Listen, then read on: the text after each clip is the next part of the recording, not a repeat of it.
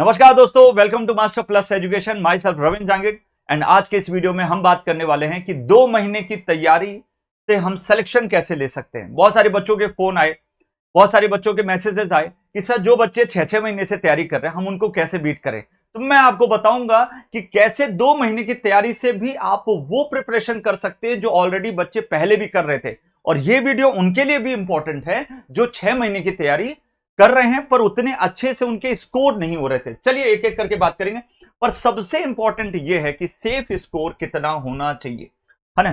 तो अब आप दिमाग में ध्यान रख लीजिए कि भाई 120 का पेपर है। 120 के पेपर में आप 70 से 75% का आइडिया लगाएंगे तो 84 से 90 मार्क्स आपका ये सेफ स्कोर होना चाहिए। अब कई बच्चे बोलेंगे सर प्रीवियस एनालिसिस क्या थी, उसको करने की अब जरूरत ही नहीं है। 10 साल हो चुके हैं, 10 साल में पूरे सिनेरियो चेंज हो चुके हैं, तो वहां पे जाने की अब कोई जरूरत नहीं है। हमारे एक्सपीरियंस से हर एग्जाम की एनालिसिस हम करते हैं और इस एग्जाम की टफनेस को देख के आपको ये जो रेशियो है, ये जो आपको मार्किंग दी है मैंने, वही आपको ध्यान रखना है, वही दिमाग के अंदर बैठा के रखना। कई लोग बोलते हैं कि 105 110 भी जा सकता है, तो ऐसे तो भैया 120 भी कोई स्कोर कर लेगा, वो बात तो है ही नहीं। आपको समझना है कि भैया ये जो आपको रेंज दी है ना, वही आपके दिमाग में बैठा लीजिए। अभी इससे ऊपर ही लाना है, इससे कम नहीं लाना। दूसरी बात करेंगे, 2 मंथ्स हैं तो 2 मंथ्स मतलब सीधी सीधी बात है, गणित लगाओगे तो पता चला 60 डेज। पर ये 60 डेज अब आपके लिए नहीं है, ये एक्चुअली 10 दिन इसमें से माइनस कर दो। 10 माइनस करोगे तो आपके पास बचा 50 दिन। मतलब जो भी आपको तैयारी करनी है वो 50 दिन की करनी है, 10 दिन को अलग से सेफ रखना है। क्यों? क्योंकि भाई जो भी आप पढ़ोगे वो आपको भूलता जाएगा, ये ह्यूमन टेंडेंसी है। चाहे मैं हूं चाहे कोई भी हो भाई, दुनिया का इंसान उसको भूलेगी, उसको रिवीजन चाहिए 2 से 3 बार। तो लास्ट के 10 दिन में आपको वो सब रिवाइज करना है जो आपने 2 से 3 महीने के अंदर पढ़ाई करी है, तो वो सेपरेट रख दो। 50 दिनों की कहानी है, तो इस यदि मैं 50 डेज को, ठीक है, डिवाइड करता हूं तो 2 हिस्सों में मैं डिवाइड करूंगा। पहला जो है वो सेट नंबर 1 में कर देता हूं, जो लगभग आपको ध्यान देना है 30 से 32 डेज अराउंड। आगे पीछे थोड़ा बहुत समझ लीजिएगा आप अपनी प्रिपरेशन के अकॉर्डिंग। इसमें वो कोर सब्जेक्ट करने हैं जो आपको 80 मार्क्स दिलाते हैं। अब सर 80 मार्क्स कौन से दिलाते हैं? Power system, control, power system, machines, basic electrical और आपका कौन सा मेजरमेंट। और पावर सिस्टम के अंदर यूटिलाइजेशन के 1-2 चैप्टर्स भी हैं। ये 4 सब्जेक्ट पे आपकी कमांड बहुत अच्छी होनी चाहिए। हमारे नोट से ही हर क्वेश्चन आया है अभी तक, जितने भी एग्जाम्स में हमने इंटरव्यू भी आपको शो की है और आने वाले समय में आएगा भी, क्योंकि हमारा जो एक्सपीरियंस 10 साल का उसके अकॉर्डिंग हम ये बात कह रहे हैं। आप भी हो जाओगे तो आप भी बोलोगे यार, सीधी बात है। तो आपको यह समझना है कि सर के नोट से चीजें आ रही हैं, या आप जिस भी तरीके से तैयारी कर रहे हैं मतलब नोट से आ रहा होगा कहीं ना कहीं। तो 80 मार्क्स में से आप कितना गेन कर सकते हो? 80 मार्क्स में यदि हम लोग बताएं तो आप 65 प्लस आराम से गेन कर सकते हो यदि आपने अपने नोट्स को थोरोली रिवाइज किया, जैसे मैं आगे अगली वाली स्लाइड में बताने वाला हूं। क्लियर? दूसरी चीज है सेट नंबर 2। सेट नंबर 2 में आपके कौन से आ जाते हैं? Digital electronics, power electronics, control system और आपका हो गया बेसिक इलेक्ट्रॉनिक्स। अब मैं इसमें से बताऊं तो पावर इलेक्ट्रॉनिक्स बहुत सारे बच्चों के लिए टफ चला जाता है, क्योंकि गेट से भी, गेट वाले एग्जाम में भी कई बच्चों ने अपियर किया होगा तो वहां पे भी टफनेस नजर आती है। बट आप यदि हमारे लेक्चर्स को रिवाइज करते हैं जो लोकेश सर ने वहां पे दे के रखा है, वो पावर इलेक्ट्रॉनिक्स आप कर लो, आपको कुछ अलग करने की जरूरत नहीं। मैंने डिजिटल इलेक्ट्रॉनिक्स जितना प्रिसाइज करके रखा है वो कर लीजिए, बेसिक इलेक्ट्रॉनिक्स और कंट्रोल सिस्टम, बस वो आप ढंग से करते हैं तो भाई बचे हुए 40 मार्क्स में से आप आराम से कितने निकाल सकते हैं? 30 मार्क्स तक इजीली अचीव कर सकते हैं। ठीक है, तो ये कितना जा रहा है? ये 95 प्लस तक जा रहा है। काट कूट के भी आप 84 से 90 तक अचीव कर सकते हैं। ये है आपकी स्ट्रेटेजी। तो 30 से 32 दिन तो आपको कोर सब्जेक्ट पे देना पड़ेगा, बचे हुए 20 दिन, ठीक है, प्लस इन सब्जेक्ट का पैरेलल रिवीजन ये आपको साथ में करना पड़ेगा। क्या करना पड़ेगा? Parallel revision. ये ध्यान दे दोगे बच्चे तो आपका काम बन जाएगा। ठीक है, इसको छोड़ना नहीं है कि 30 दिन हो गए तो ये 4 सब्जेक्ट जो मैंने बताए वो खत्म हो गए, नहीं, उसको उसके साथ इंक्लूड कर देना, फिर 20 दिन ये चलने देना, फिर 10 दिन में सबको एक साथ कर लेना। साथ साथ में आपको रिवीजन के लिए बेस्ट स्ट्रेटेजी भी बता देता हूं। रिवीजन का सबसे सही तरीका क्या होगा? 2 महीने के अंदर। अब 2 महीने बचे, आप 1 मिनट भी वेस्ट नहीं कर सकते।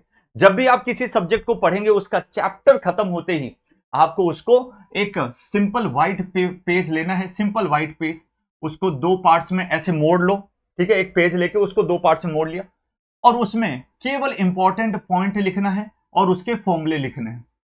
समझिए जैसे पावर का फॉर्मूला है VS divided by VR divided by X sine delta. और ये क्या चीज बता रहा है, क्या इसमें मैंने इंपॉर्टेंट चीज बताई है या किसी टीचर ने इंपॉर्टेंट चीज बताई है या आपने कहीं बुक में पढ़ा है, तो क्या इंपॉर्टेंट चीज है वो सब लिखना है। बस कहानी नहीं लिखनी है, पूरे नोट्स वापस नहीं लिखने हैं। तो इससे आपका साथ साथ में ये होता जाएगा, रेडी होता जाएगा। ये लास्ट के 10 दिन में काम आएगा। कब काम आएगा? जब लास्ट के 10 दिन बचेंगे तब ये बहुत ज्यादा काम आएगा, ठीक है ना। तो शॉर्ट नोट, अच्छा बहुत सारे बच्चों को कंफ्यूजन रहता है शॉर्ट नोट्स में इंक्लूड क्या करें। शॉर्ट नोट्स में आपको वो इंपॉर्टेंट थ्योरी ऐड करनी है, IMP पॉइंट्स ऐड करने हैं जो सर ने बताए, वो थ्योरी के इंपॉर्टेंट फॉर्मूले ऐड करने हैं, ठीक है, जो सर ने लिखवाए, जो टीचर ने या किसी बुक में तुमने देख के रखे हैं। फिर जब आप सब्जेक्ट वाइज टेस्ट दोगे तो टेस्ट के जो क्वेश्चन आपको रॉन्ग हुए, जो आपको खुद से महसूस हुआ कि ये क्वेश्चन आपको उतने अच्छे से डील नहीं हो पाया या पहले चांस में आपसे कुछ मिस्टेक्स हो गई, वो भी आप उसके कंसेप्ट इसके अंदर डालोगे। क्लियर है? टेस्ट के हो गए या MCQs के हो गए, जो प्रैक्टिस शीट के, ये 3 चीजें मैंडेटरी है। इसके अलावा फालतू चीजें नहीं डालनी है, क्योंकि आपको 10 दिन में आपको 2 से 3 बार सभी सब्जेक्ट रिवीजन करना होगा, तब जाके काम बनेगा। तो ये शॉर्ट नोट्स की कहानी हो गई, ठीक है। तो एक मैं शॉर्ट नोट्स अपने टेलीग्राम चैनल पे भी डाल दूंगा, मास्टर प्लस एजुकेशन के टेलीग्राम चैनल को ज्वाइन कर लीजिए, वहां पे मैं एक आपको इसका ब्रीफ आइडिया दे दूंगा। टेस्ट सीरीज कब देनी है? टेस्ट सीरीज के लिए कम से कम 10 मॉक टेस्ट जरूर देना, क्योंकि देखो पेपर बहुत सालों बाद हो रहा है और आपको पता नहीं है कि और आपने पहले पेपर दिए हैं या नहीं दिए, वो मुझे आइडिया नहीं है। कई बच्चों ने RRB के फॉर्म भरे होंगे, पर कई बच्चे इसको पहली बार दे रहे होंगे। तो वो आदत जो है ना, लगातार उस क्वेश्चन को अटेम्प्ट करना, ठीक है, तो वो एक हो नहीं पाता। बहुत सारे बच्चों से क्वेश्चन छूट जाते हैं। 10 मॉक टेस्ट देके आपको आइडिया लग जाएगा। जब पहले दूसरे और तीसरे मॉक टेस्ट में आप देंगे तो नंबर कम आएंगे, तो उससे घबराना नहीं है और टेंशन नहीं लेनी। उससे ये एनालिसिस करना है कि भाई कहां पे कमी जा रही है, क्या आपको टाइमली आप सॉल्व कर पा रहे हो, क्या आप क्वेश्चन की रीडिंग में कहीं तो गलती नहीं कर दी है, क्वेश्चन की रीडिंग में कहीं पे मिस्टेक कर रहे हो क्या जल्दीबाजी में, ठीक है। नेगेटिव मार्किंग कितनी हो रही है उस पर ध्यान देना है, नेगेटिव मार्किंग उस पर ध्यान देना है, और ये ध्यान देना है कौन सा कंसेप्ट आपकी पकड़ में है या नहीं है, वो भी ध्यान दे रहे हैं। ये 4 चीजें आपके दिमाग में बैठ जानी चाहिए उस समय पे जब 3 टेस्ट दोगे।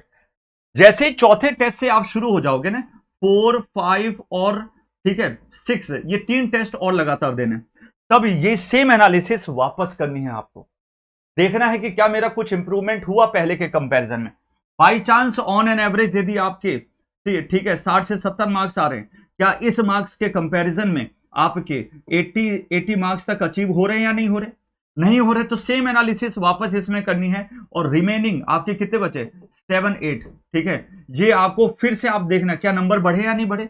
नहीं बढ़े तो सेम एनालिसिस वापस इसमें करनी है, और फिनाले राउंड आपका 9th और 10th मॉक टेस्ट होगा, उस पर आपको ध्यान देना पड़ेगा।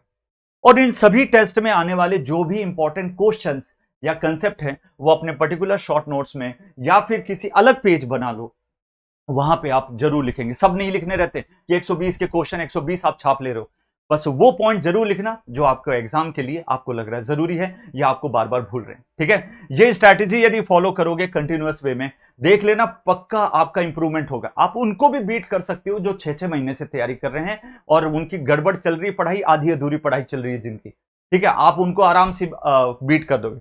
और जिन बच्चों के 6 महीने से तैयारी कर रहे हैं और उनका स्कोर कम जा रहा है, ये स्ट्रैटेजी बेटा तुम भी फॉलो कर लो, ठीक है ना। तो ये सबके काम आएंगे। तो ये सब चीजें जो मैं बता रहा हूं ये अपने एक्सपीरियंसेस से हैं एंड आपको बहुत काम आएंगे, ठीक है। सो मिलते हैं नेक्स्ट वीडियो में। और यदि आप किसी भी तरीके से भाई आपको लग रहा है, क्योंकि देखो 2 महीने मेरे को पता है कि आप सेल्फ स्टडी से अपना उतना अच्छा इंप्रूव नहीं कर सकते, ये एक जेन्युइन चीज है। हमने अपनी मेहनत से लगभग आपको बता दें 500 घंटे से ज्यादा अपना समय दिया है इन बैचेस में, और ये एक बैच रिकॉर्डेड बैच हमने फॉर्म किया। आपको वेबसाइट पे जा सकते हैं या हमारा एप्लीकेशन डाउनलोड कर सकते हैं, वहां से ये बैच आपको दिख जाएगा। इस बैच में यदि आप जाएंगे तो यहाँ पे पूरे कंटेंट वगैरह आपको हैं, हर एक कंटेंट हमने यहाँ पे दे के रखा है। आपको इवन क्रैश कोर्स भी दे दिया है ना, जो जिस सब्जेक्ट को आपको पढ़ना है क्रैश कोर्स भी आपको दे के रखा है 125 आवर्स वाला, जो 999 का है, और सभी सब्जेक्ट प्रॉपरली यहाँ पे बने हुए हैं। PDF भी दी हुई है, क्योंकि आपको लिखने का समय नहीं रहेगा, प्रिंट आउट करके आप ले सकते हैं, साथ में शॉर्ट नोट्स बना लीजिए। जाना है गेट दिस कोर्स और अपनी डिटेल्स वगैरह भर देनी है, आपको वो कोर्स मिल जाएगा। अपनी पढ़ाई करिए, क्योंकि टीचर के गाइडेंस में ही ये 2 महीने आपके लिए सक्सेसफुल बन सकते हैं। ऑल द वेरी बेस्ट, मिलते हैं नेक्स्ट वीडियो में। एंड कमेंट करके जरूर बताना कैसा लगा ये strategic video. Thank you so much.